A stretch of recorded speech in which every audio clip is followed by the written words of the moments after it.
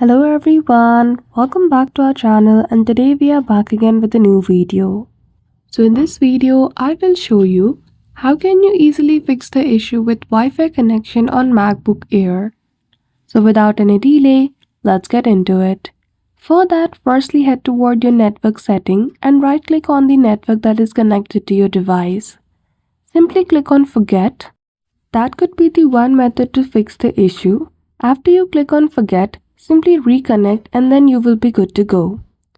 After that, click Command plus Space and you will see this option, among which choose the option of Open Wireless Diagnostics. Then after, shortly your device will conduct a diagnosis related to network and setting. Simply click on Continue. Then after, if there is any problem, you will simply come across the problem related to your Wi-Fi. If not, you can also conduct monitoring for your Wi-Fi connection. And that's it. That is how easily you can fix the issue with Wi-Fi on your MacBook Air. So I hope you found this video helpful. If you did, don't forget to give it a thumbs up and subscribe to our channel for such tutorial. Thank you for watching till the end.